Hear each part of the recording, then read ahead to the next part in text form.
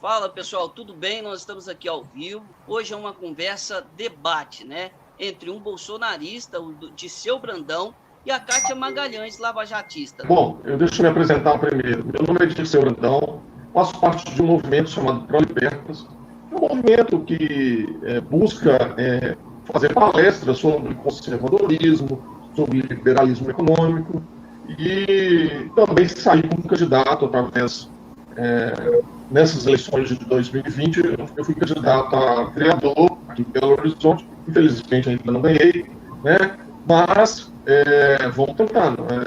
Terá aí campanha para 2022, eu sairei como deputado. É uma ideia. Eu defendo as ideias liberais, econômicas, e sou conservador. E quero representar a minha cidade nesse sentido.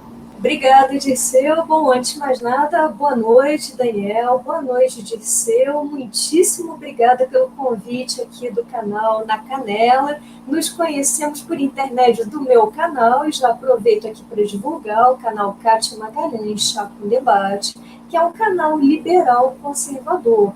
Como vocês, também sou liberal e conservadora. Eu não gosto de usar essas palavras direita e esquerda, que eu entendo que elas tenham perdido grande parte do seu sentido a partir da queda do Muro de Berlim. Portanto, eu me defino politicamente e economicamente como uma liberal, uma pessoa que acredita nas forças de mercado, que acha que o Estado tem que desempenhar uma função mínima só na parte de educação básica, de saúde pública básica, de segurança pública, nada muito além disso. Sou uma liberal, acho que as iniciativas, o empreendedorismo tem que ser estimulado, me defino politicamente dessa forma.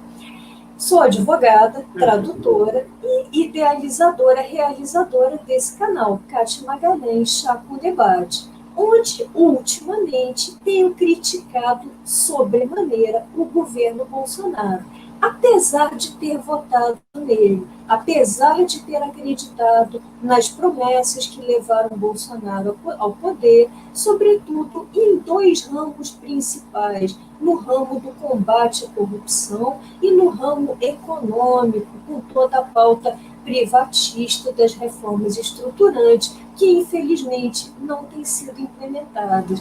Então, inicio aqui a minha participação, estou muito empolgada para esse debate, eu acho que vai ser muito frutífero, podemos divergir, mas a divergência é ótima, faz parte da democracia, cada um ouvir um pouco o outro, não ficar com radicalismos de qualquer dos lados, e vamos caminhando assim rumo à construção de uma democracia mais forte. É com você, Daniel. Boa noite. Ótimo, ótimo. Excelente apresentações de ambas partes, né? Eu espero que nós consigamos aí realmente ter um debate interessante e apresentar aí esses pontos de vista de cada um. Eu ia até fazer uma pergunta, né, bem óbvia. O Dirceu não poderia fazer se a Kátia votou no Bolsonaro, mas na sua apresentação ela disse que votou. Então, descarta essa pergunta e automaticamente eu já faço uma pergunta tanto para a Kátia, que é o seguinte. Kátia, você voltaria a votar no Bolsonaro? Daniel, respondendo a sua primeira pergunta, não, definitivamente não. Não pretendo, não vou usar nem aqui o modo condicional, vou usar o futuro mesmo. Não voltarei a votar no Bolsonaro. Se as opções para 22 forem Bolsonaro e alguma figura da dita esquerda, alguma figura coletivista, eu pretendo anular o meu voto com enorme tristeza. E por quê? Só dando uma justificativa muito rápida para não repetir o voto em Bolsonaro em 2018. Porque, a meu ver, Bolsonaro frustrou todas as expectativas. Bolsonaro não combateu a corrupção, muito pelo contrário. Há dados da Transparência Internacional mostrando que os nossos patamares de corrupção se elevam. Bolsonaro não realizou as privatizações, nem mesmo as privatizações de estatais que o executivo poderia ter privatizado sozinho, independentemente da iniciativa do Congresso. Bolsonaro enviou ao Congresso uma reforma administrativa muito frouxa, poupando várias corporações poderosas. Bolsonaro tem agido ao longo desse mandato. Eu tentei dar uma chance no início de 2019, eu insistia em apoiá-lo, tentar ver uma ou outra boa iniciativa, mas realmente eu não consegui trair a minha própria consciência. Por isso, não volto a votar em Bolsonaro em 22. Obviamente, eu não te pergunto se você vai votar no Bolsonaro, porque acredito que sim, mas você tem a oportunidade de dizer caso contrário. Eu vou surpreender os dois. Primeiro, eu não votei no Bolsonaro. Eu votei no Amoedo e anulei no segundo. Porque eu não acreditava que o Bolsonaro fosse fazer tudo o que ele falava. Então, eu achei que não seria um governo honesto e não votei nele. Já se ele candidatar novamente, se ele for candidato à reeleição, votarei nele. Agora sim eu votarei nele. E votarei nele por quê? Porque, primeiro, o presidente Bolsonaro, sabíamos que não seria um jogo fácil lutar contra um sistema já pré-estabelecido aí há anos. Sabe como é difícil.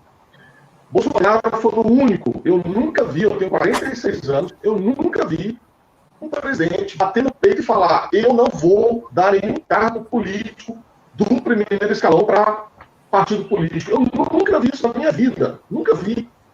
Aonde ele falou, na educação nós vamos colocar um educador, na saúde nós vamos colocar um médico, no Ministério da Ciência nós vamos colocar um cientista. Eu nunca vi isso na história deste país.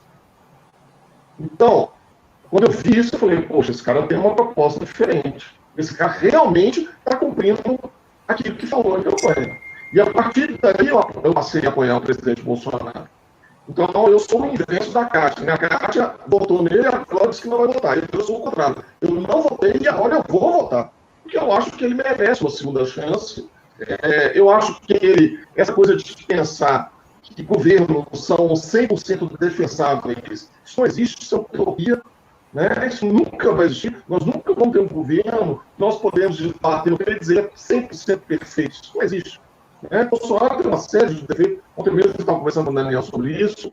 Eu acho que o Bolsonaro tropeça na própria rua, não precisava tanto. Ele poderia ficar mais calado, mas ele ele não vai mudar. Agora, é um cara que em menos de 2 anos de governo, o nosso PIB cresceu quase 1%, cresceu 1,1% antes da pandemia, o que estava negativo menos 3 nos governos anteriores. Né? É um governo que conseguiu eliminar, nós temos aí quase 600 dias de governo. Qual lado de corrupção tem dentro do governo Bolsonaro? Estou falando de atos aí de corrupção, não no governo. O governo Bolsonaro eu não sei de nenhum. Porque se tivesse, o governo, a mídia estava aí falando a todo tempo. Nós temos sim um caso aí de suspeitas, nem processo ainda em conclusão ou julgado, que é informável. Mas é um outro caso, ele é parlamentar do Senado, não tem nada a ver com o governo Bolsonaro. Ele é só filho do presidente Bolsonaro. O que eu não estou aqui tentando passar plano se há alguma suspeita de corrupção com relação ao filho do presidente. Se tiver, o que mais é que seja preso e que seja punido. Mas eu estou me referindo ao governo do Bolsonaro. Eu não tenho relato na mídia de algum lado de corrupção desse governo. Coisas que a gente é comum ver nos governos anteriores. Nesse governo eu não vi. Né?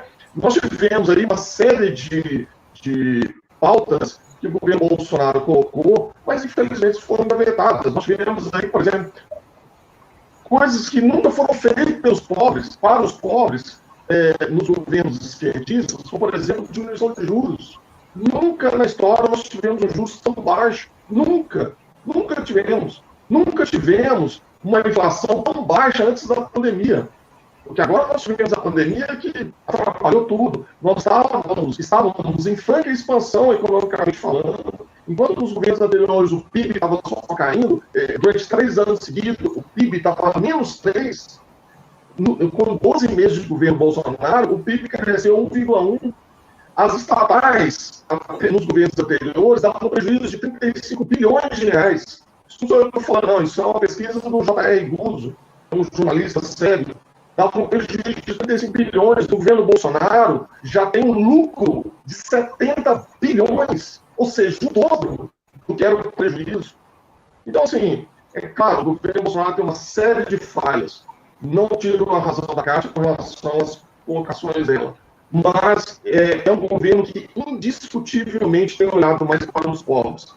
Outra prova, o seguro obrigatório, que antes um rapaz desses aí de moto, que precisava da moto para trabalhar, pagava quase R$300 de seguro obrigatório, hoje paga R$12.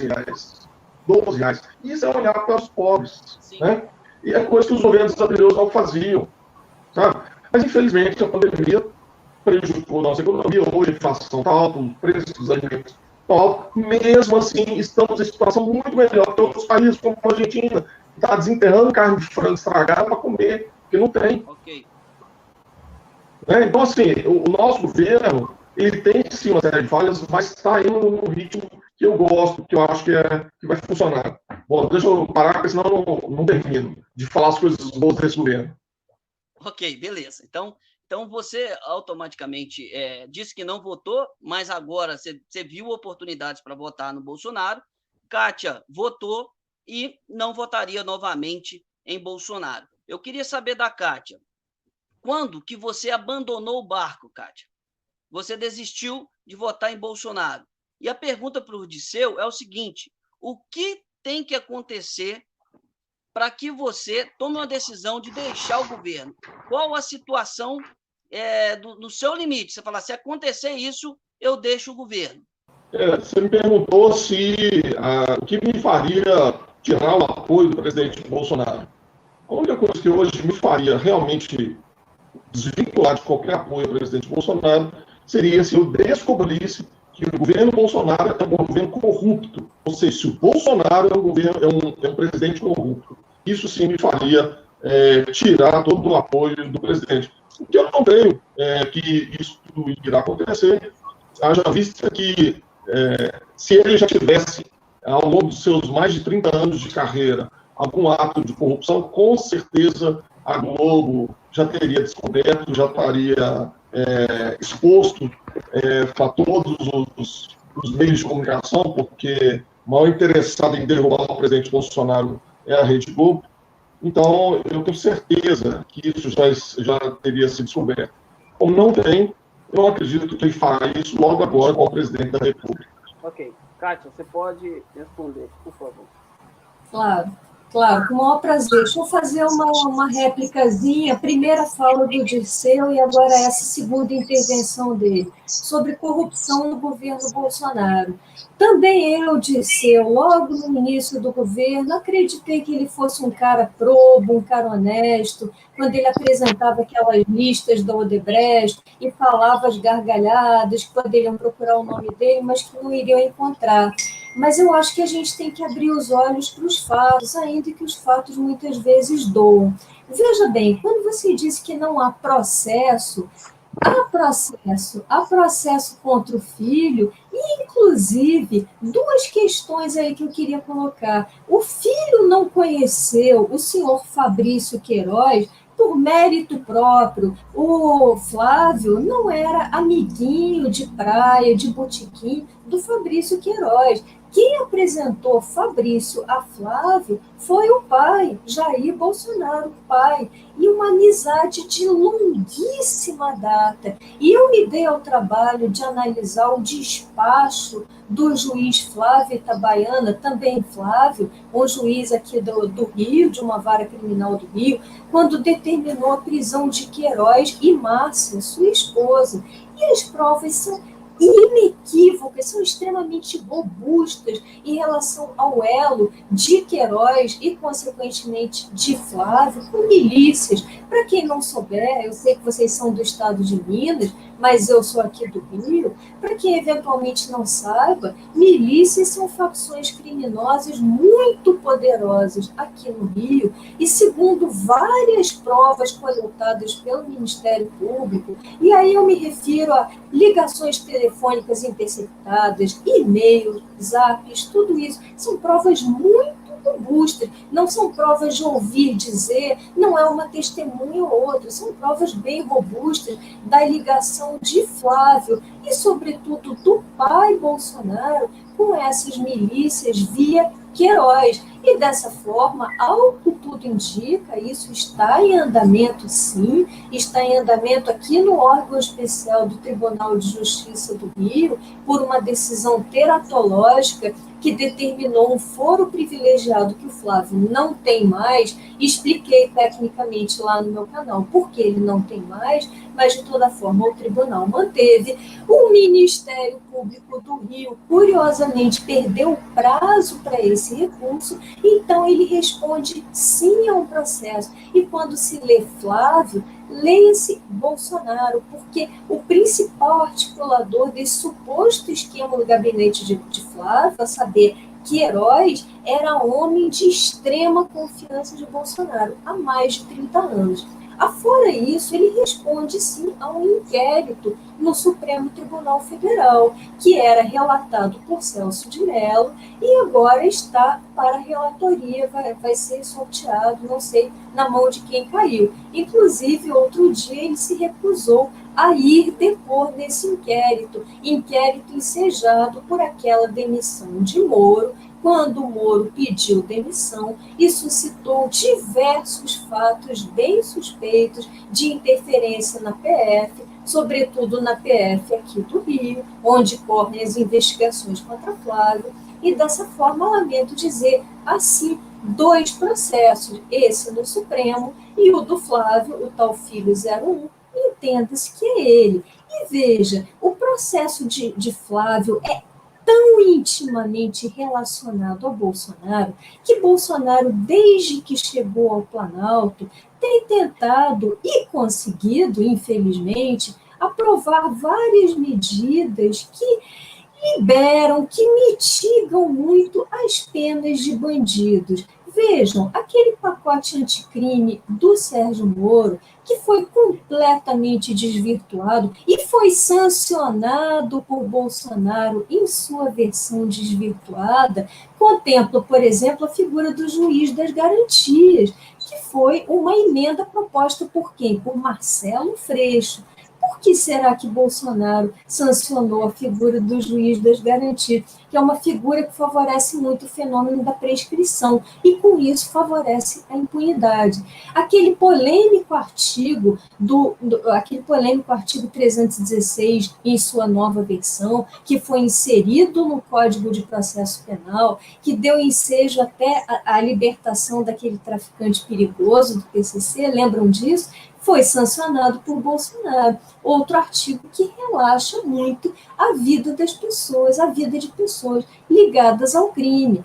Fora isso, tivemos a menção a esses acordões que Bolsonaro tem feito. Primeiro, em relação ao COAF, tivemos o COAF sendo tirado da mão do Moro, onde deveria ter ficado desde o início, para a mão da economia, o que dificulta muito as investigações criminais. E tivemos mais recentemente o episódio da nomeação de Cássio Nunes, que é uma pessoa para lá de suspeita, indicação de Bolsonaro, levado até o pai por Flávio Bolsonaro, e que, ao que tudo indica, teria sido indicado pelo presidente pelo fato de dizer que o Supremo deveria ficar como mero espectador das condutas do Legislativo.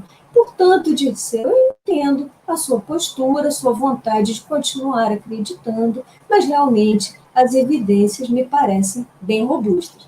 Com você, Daniel. Bom, eu vejo que através de uma pergunta são explanadas várias coisas e é provável que nós possamos voltar em alguns assuntos que já são mencionados por vocês. Obviamente que quando nós tocarmos nesse assunto, vou pedir que seja mais direto exatamente no próprio assunto, até mesmo para a gente conseguir sintonizar mais nessas questões, né? Eu agora gostaria da técnica. É igual eu disse, aqui é uma conversa bate-papo. A gente não vai ditar tantas regras. Mas não, claro, eu entendo a posição da... Kátia, tudo ok? Claro, à vontade. Vai lá, vai dizer. Vamos lá. Bom, durante toda a argumentação da Kátia, em momento algum ela falou Bolsonaro, ela falou Flávio, a única menção que ela relaciona ao Bolsonaro é o fato do pai Bolsonaro indicar o Queiroz, sendo ele um amigo íntimo do presidente, para o Flávio. Isso não torna criminoso? Então, quer dizer que se eu indicar para o meu filho um profissional, para trabalhar com meu filho, isso me torna um criminoso? Não, acredito que não. Acredito não, tenho certeza que não. Eu tenho consciência da minha posição. Se meu filho e ele vão fazer coisas erradas, eu, por ter indicado, não posso ser incriminado. Agora, não tira sua razão com relação às suspeitas que existem com relação ao Flávio, elas são robustas, sim, não tira sua razão, mas eu acho que a gente tem que separar pai e governo. Uma coisa é o pai Bolsonaro, outra coisa é o governo Bolsonaro. São duas coisas bem distintas. Bem distintas. O governo Bolsonaro eu apoio. E não estou vendo atos de corrupção neste governo Bolsonaro. Agora, o Flávio Bolsonaro, eu acho que ele tem que responder para a Justiça, para o Ministério Público do Rio de Janeiro, o Supremo, ele tem que resolver com a Justiça. Agora, o governo Bolsonaro não tem nada contra o governo Bolsonaro, no sentido de falar que tem atos de corrupção. Você falou da interferência na Polícia Federal. Acho que esse processo já foi até arquivado. Não se provou nada. Você está falando da segunda das garantias que ele prejudicou o pacote de crime. O governo Bolsonaro fez 25 vetos no projeto. Ele não poderia vetar tudo, porque senão volta integralmente para a Câmara Municipal e eles aprovam tudo. Eles iriam aprovar tudo. Ele fez 25 vetos no projeto anticrime. Não teve como, teve coisa que passou. Um deles foi essa coisa da segunda das garantias. Outra que você citou foi o artigo 316, que inclusive não foi o presidente Bolsonaro que incluiu. Foi um deputado, na época, deputado federal, que inclusive foi candidato a prefeito aqui em BH, o Lafayette Andrada. O Lafayette Andrada que incluiu esse artigo 316. E caiu na mão do presidente, ele, no meio daquelas tantos vetos que ele tinha alguns que eram absurdos, esse não vetou. Mas eu não vou culpá-lo por isso. Eu acho que o projeto anticrime realmente foi fragmentado, ele não foi colocado da maneira, mas por parte muito culpa do Congresso, que mexeu em quase todo o processo, inclusive foi a mesma coisa com a reforma da Previdência. A reforma da Previdência ela era fantástica, até chegar no Congresso. Chega no Congresso, vira uma outra coisa, uma outra proposta que não interessa ao povo, infelizmente, interessa aos corruptos que lá estão. A única coisa que eu só quero frisar é o seguinte: a gente tem que separar o governo Bolsonaro e a figura pai Bolsonaro. São duas coisas distintas. Eu não concordo com essa proteção que o pai Bolsonaro faz para o filho, eu não concordo com ela. Eu acho que o Flávio tem que responder pelos crimes dele, se os tem, né? Mas eu estou me referindo ao governo Bolsonaro. O governo Bolsonaro me aponte um ato de corrupção do governo Bolsonaro. Não tem nenhum ato de corrupção. Eu não vejo, eu não leio, não tem nada falando na mídia sobre isso. Então, eu acho que a gente tem que separar as coisas, né? Tem que tomar esse cuidado para a gente não fazer um julgamento maléfico, né? Ruim, que prejudica o país. Eu acho que hoje a gente já tem a esquerda sendo contra esse governo. Para que nós, de direita, vamos fazer esse papel também? Para quê? O que o país ganha com isso? Eu não vejo sentido em sermos oposição a um governo de direita. Um governo que aprovou a PEC do liberdade econômica, que é bom para o país, tirando a obrigatoriedade de alvará de mais de não sei quantas funções que melhoram a capacidade de empreendedorismo dentro do país, e até antes da pandemia tinha um PIB excelente, estava em franco crescimento, que salvou o nosso país durante essa pandemia aí, cuidando para que a economia não ruísse, porque ia ruir, como está ruindo em outros países, né? Eu acho que o governo Bolsonaro, sim, tem falhas, por exemplo, na condução da pandemia, talvez a gente deveria ter um discurso mais diplomático. Não foi, mas isso é o Bolsonaro. Ele não vai mudar nesse jeito. Eu acho que deveria ficar mais calado, mas não fica. Não tem jeito. É o governo Bolsonaro. Mas é isso. Você falou aí do Queiroz, do filho, mas eu não consigo ver essa ligação com o pai, com o governo Bolsonaro. Eu não consigo ver. eu não posso fazer um julgamento, eu tenho que separar as coisas. Uma coisa eu analisar que Queiroz está interferindo no governo Bolsonaro e está prejudicando o país. É uma coisa.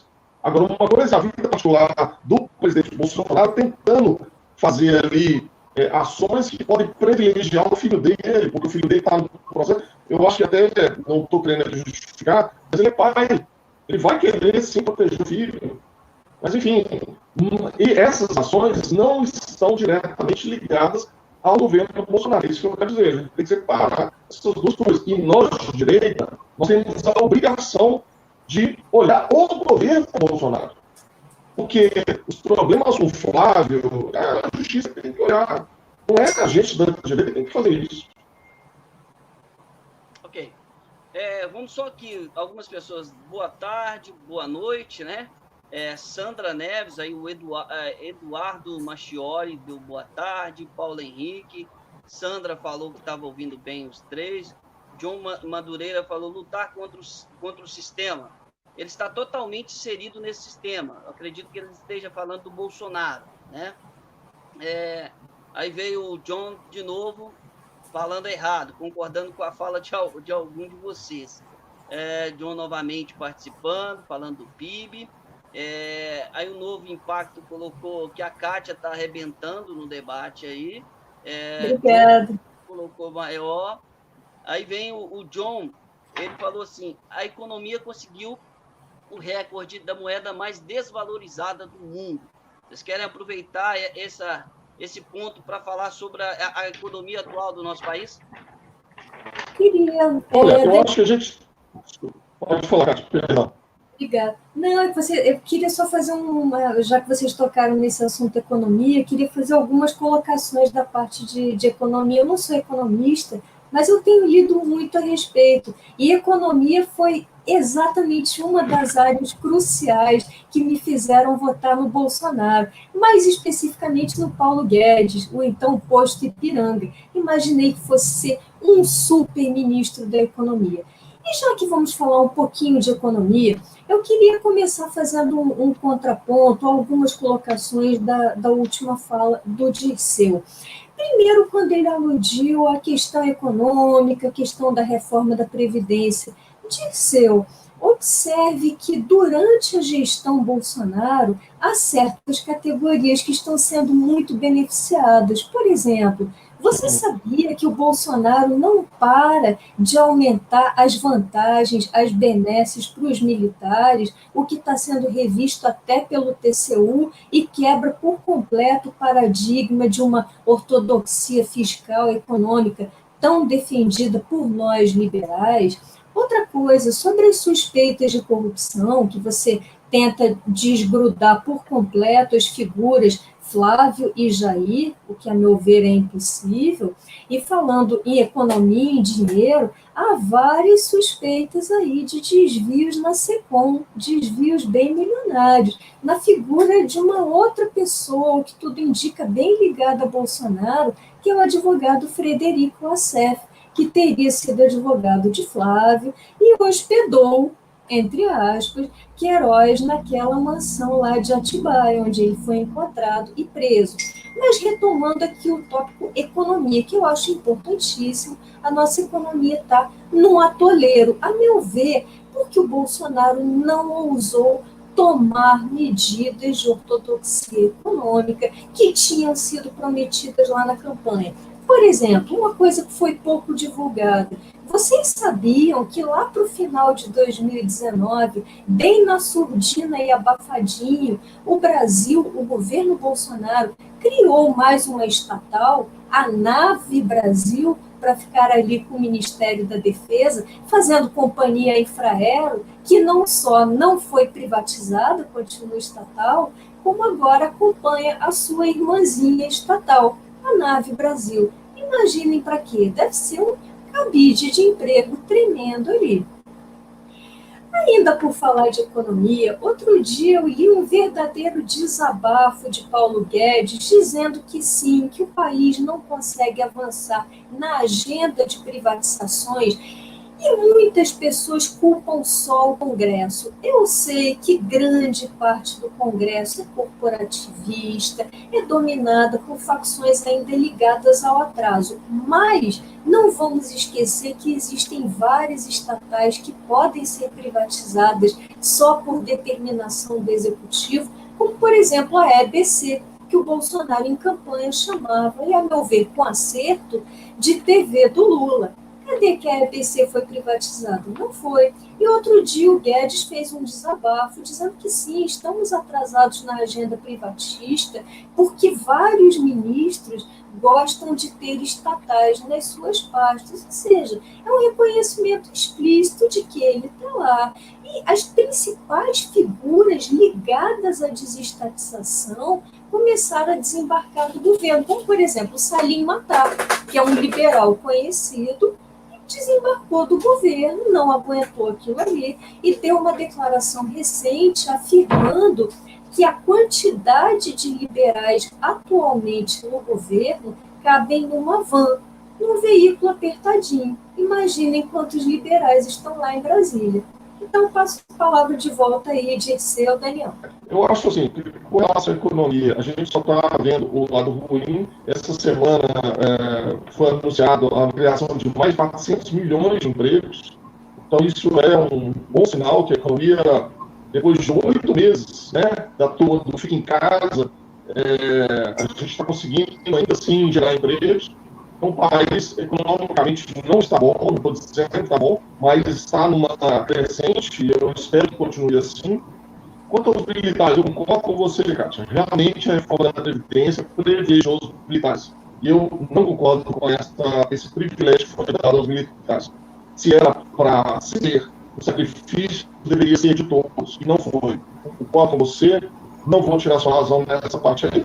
Com relação ao que você falou de suspeitas da corrupção da SECOM, é como você disse, suspeitas. E se é suspeitas, não tem processo, eu não vou nem prolongar o assunto, porque eu trabalho com fatos. Se tem um fato e é um processo, provas contundentes, dizendo que é corrupção e que vai abrir um processo, tudo bem, eu vou ter uma questão, mas suspeitas, eu não vou trabalhar com suspeitas.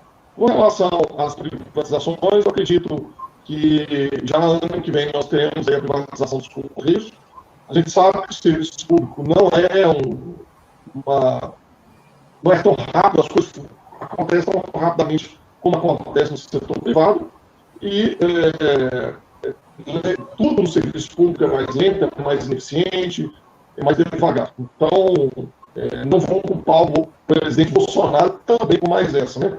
Senão, daqui a pouco, culpar até a morte do Maradona vai dizer que é culpa do presidente. Não, a questão das privatizações não é culpa do presidente, é culpa do sistema, né, corporativista, deputados, Congresso, que adoram uma estatal para colocar os seus asseclas, né, e atrasam todo o processo. Então, mas eu acho que a privatização dos Correios deve acontecer até o ano que vem. Se Deus Tomara, torço por isso. Apesar de criticar o Bolsonaro, eu torço pelo sucesso, eu torço pelo meu país. Eu não estou aqui numa luta autofágica. Tomara mesmo. Vai lá, Daniel. Eu acho que ano que vem, além dos Correios, terá uma outra empresa que será privatizada. Mas, concordo com você, a gente precisa trabalhar para um país com menos estatais. A saída do Salim, eu acho que o Salim foi precipitado, né? É um cara importante, né, essa pauta liberal, e eu acho até um ato antipatriótico, porque, veja bem, se você está lá para defender uma bandeira e você sai do governo, assim como o Moro fez, e também de maneira precipitada, por ego, né, isso é patriótico. Eu penso que se eu estou numa batalha para brigar pelo meu país, eu não vou ficar picuinha com o presidente, eu não vou na batalha, não. Eu vou ficar lá e vou lutar até as minhas batalhas serem vencidas. É assim que a gente vence uma batalha. Eu não sou contra essa ideia de abandonar o governo igual fizeram o Salim, igual fez o Moro.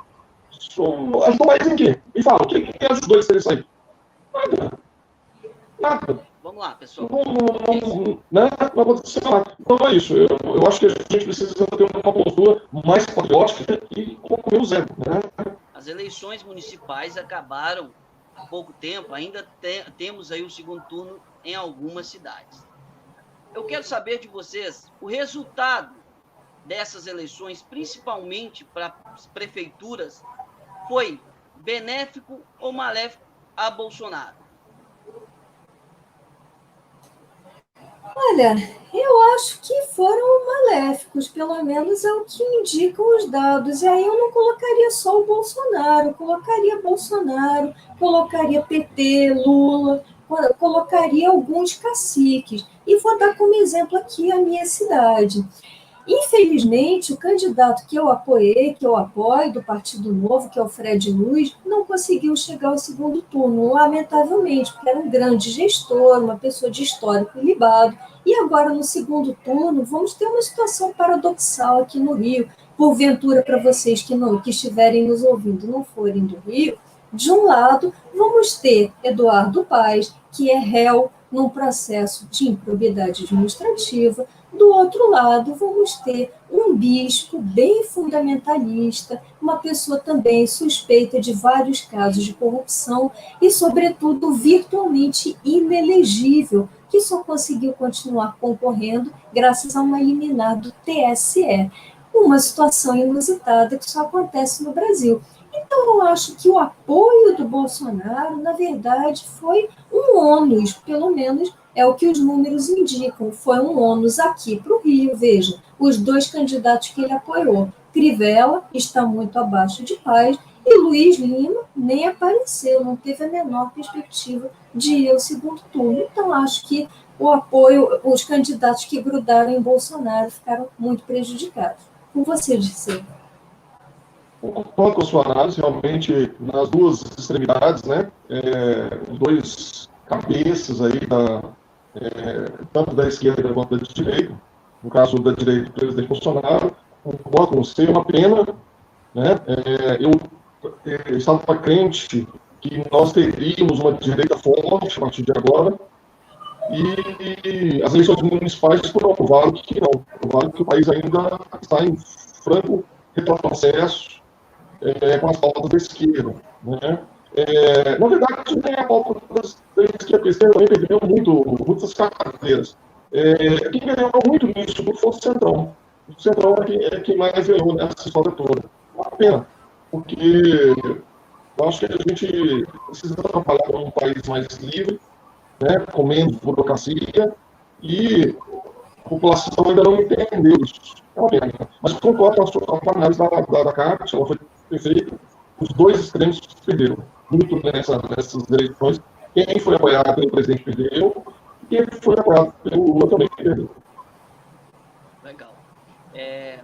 Tem alguns comentários aqui, né? E aí não vou ler até para a gente não perder muito tempo, porque o horário está em cima, mas tocou num assunto, e é muito relevante a gente tocar, a respeito da pandemia, do Covid-19, né? As ações aí feitas pelo governo, né? Que os resultados ainda, para uns apresentam resultados positivos, para outros apresentam resultados negativos.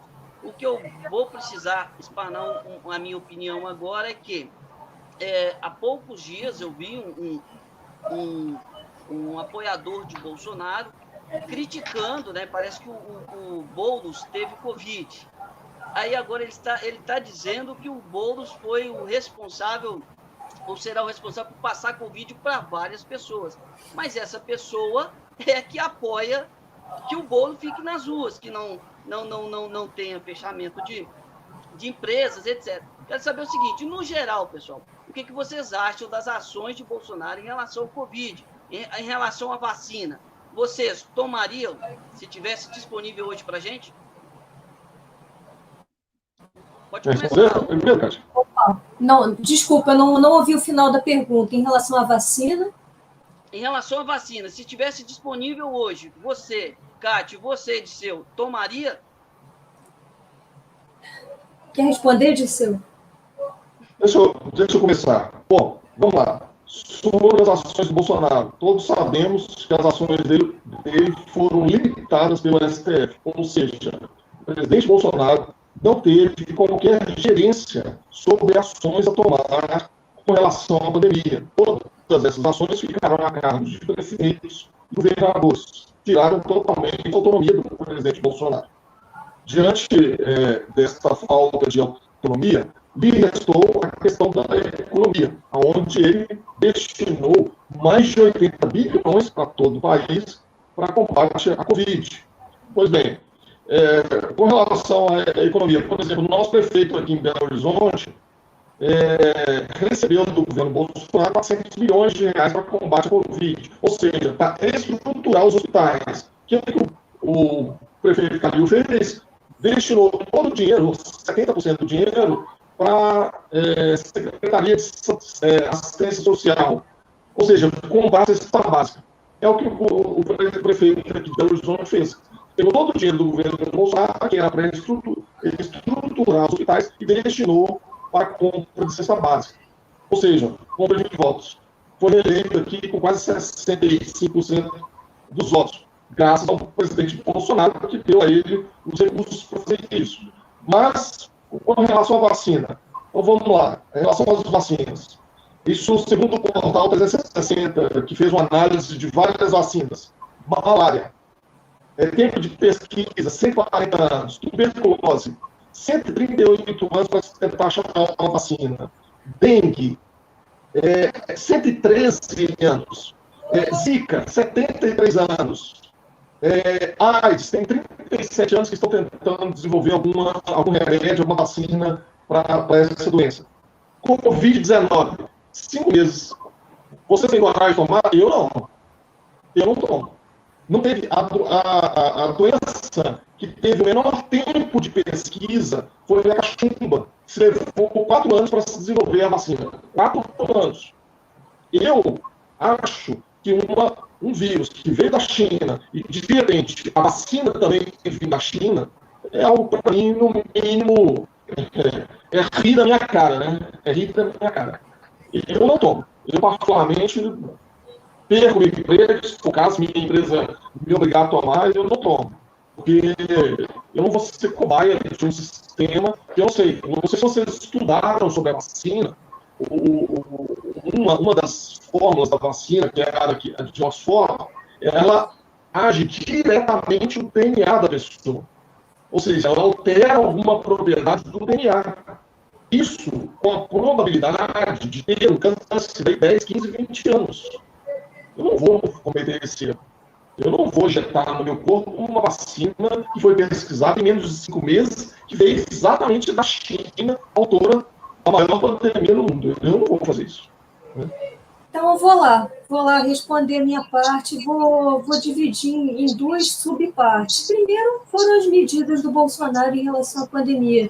Eu acho que o Bolsonaro subestimou por completo, e em que pese haver uma certa histeria, um certo exagero em torno de tudo isso, mas o Bolsonaro subestimou e o resultado está aí, o número de mortes no mundo. Houve países bem mais adiantados que o nosso que souberam lidar, souberam manejar muito melhor a pandemia. Por exemplo, Nova Zelândia, que é um país governado por uma pessoa que não é nada populista, diferente de Bolsonaro, diferente de outros nomes aí, que eu não vou citar para não iniciar a polêmica, já que a gente está até encerrando. Em relação à vacina, antes de mais nada, a minha postura é, como liberal, eu sou totalmente a favor da não obrigatoriedade da vacina. E por quê? Porque eu acho que cada ser humano tem o direito inalienável de decidir se deve se deixar inocular com alguma substância, inclusive de definir qual substância vai ser inoculada no seu próprio corpo. No entanto, não foi essa a postura adotada por Bolsonaro lá ano passado, quando publicou um decreto estipulando exatamente a obrigatoriedade da vacina.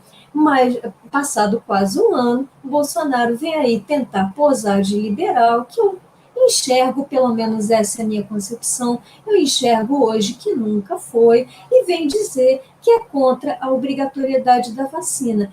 tentando fazer um uso político da vacina, sobretudo numa guerra com certos governadores de estado que fazem oposição e que certamente virão como candidatos ao Planalto em 22. Agora, se eu vou tomar ou não a vacina e que vacina, antes de mais nada, eu acho que se a gente não consumisse o que vem da China, a gente não usaria muitas peças de roupa, a gente não usaria nem iPhone, que é fabricado lá.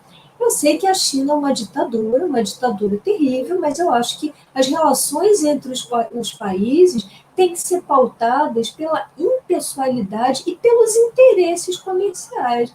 Então, se a vacina vier da China, vier de Oxford, vier dos Estados Unidos, vier do Japão, de onde for, e for devidamente certificada, se eu ler bastante a respeito e entender que aquela vacina é razoavelmente segura e eficaz, sim, eu tendo a tomar. Agora, não sei se na prática eu vou chegar a tomar, porque, ao que tudo indica, os primeiros vacinados vão ser os idosos e os profissionais de saúde. Como eu não estou em nenhum dos dois casos, e acredito que vocês também não estejam, eu acho que a gente não enxerga essa vacina tão cedo. É até uma pergunta um pouco abstrata e hipotética. Eu acho que nós estamos lá no fim da fila, vamos ter muito tempo para pensar. Com você, Daniel. Verdade. Eu falei há pouco com um amigo meu que se seguir a teoria, né, a teoria que foi a China que criou a vacina, obviamente é mais rápido produzir a vacina para que consiga a cura. Então, assim, se usar a tese que a China criou, licença, gente, que eu estou no escritório, se a China criou a vacina, obviamente é mais fácil ela produzir. É a mesma coisa do vírus do computador, né? Os que vendem o antivírus, muitas das vezes, são os que produzem. Mas, enfim, pessoal, nós estamos chegando na reta final, tá? É um bate-papo, desculpa o contratempo aqui, ó. Produzindo, estou no escritório, não deu tempo de ir para casa, porque vai chegar uma visita lá para me receber, então não queria receber eles com um ambiente de debate. Então, pessoal, assim, desculpe as pessoas que estão assistindo, os imprevistos, os erros. Eu sou uma pessoa que mais de debate também, então me colocar numa posição de mediador é um tanto que difícil para mim, tá? Mas eu acho assim que foi muito legal, é uma oportunidade da gente conhecer o outro lado. Nós só vamos construir um país melhor o dia que nós começarmos a respeitar a liberdade de cada um de ter a posição que quiser, independente do que eles acham, ideologia, etc, etc. Então, assim, pessoal, foi muito bom. Né, nós vamos ter um contratempo. Ontem eu tive conversa com o Disseu e eu quero colocar esse ponto. Eu só acho, a minha opinião, de tudo isso que nós falamos, para mudança de governo, para mudança e para que nós possamos ter um país melhor, somente o dia que nós tivermos uma Suprema Corte que não seja garantista, que nós perdemos a oportunidade. É quando tivermos essa Suprema Corte que julga pela a legislação brasileira, que os deputados legislativos vão começar a respeitar. Enquanto tiver esses garantistas lá no poder, nós não precisamos esperar mudança alguma. É o meu posicionamento. Eu gostaria que o Disseu, quanto a Kátia, fizesse um resumo, finalizasse sua participação nessa live.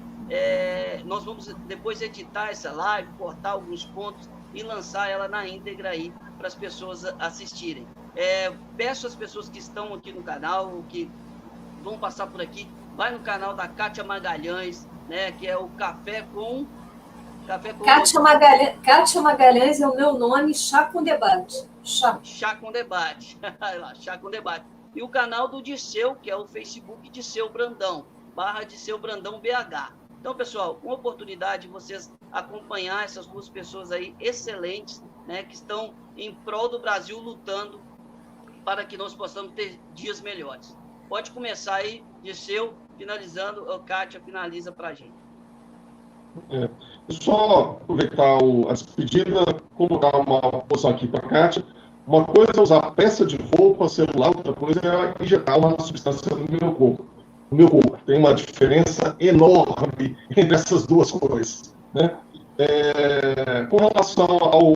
Realmente, Daniel, com relação à indicação do Cássio Nunes, acho que o presidente Bolsonaro perdeu uma grande chance de colocar um conservador do STF, perdeu, é uma chance que não vai voltar tão cedo. Teremos que aturar aí o Cássio Nunes aí por no mínimo 25 anos aí, se ele não tiver nenhuma dificuldade para exercer o cargo. É uma pena, né? Perdeu uma grande chance e acredito que perdeu muito apoio por causa dessa sua indicação, porque era uma expectativa. Todos estavam numa expectativa tremenda que o presidente Bolsonaro fizesse uma indicação de acordo com aquilo que ele sempre pregou, né? Eu não sei o que levou, não ouvi a parte dele, por que ele fez essa indicação, quais motivos, ele deve ter os motivos dele, mas eu, particularmente, também não concordo com essa indicação. Com relação a Cátia, olha, Cátia, quero te agradecer, acho que foi um excelente debate, respeito o seu ponto de vista. A gente, claro, não vai concordar em tudo, mas é bacana a gente ter pessoas que estão, né, vendo as coisas com outro ângulo, e eu respeito isso, é assim que a gente vai construir um ambiente democrático. Muito obrigado por ter me dado essa oportunidade de conversar com você, e Daniel também, fico muito grato pela oportunidade, né, se tornou um amigo, a gente tem muitas coisas em comum, na nossa vida privada, e isso nos torna pessoas muito parecidas, né?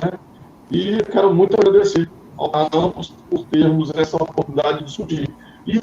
Me despeço aqui agradecendo muito ao Daniel pela oportunidade, pela gentileza do convite. Fiquei muito honrada. Nos conhecemos lá no meu chá, no meu canal, e pretendo dar sequência aí a essa parceria maravilhosa. Agradeço muito ao Dirceu, foi um debate bem interessante, bem profícuo. Houve várias divergências sobre pontos bem relevantes para o país. Discutimos aqui a honestidade ou não de Bolsonaro, discutimos os rumos do governo, se ele estaria ou não cumprindo o que prometeu na eleição, discutimos um pouco de saúde pública, política de vacinação. Foram vários os temas, a conversa foi ótima.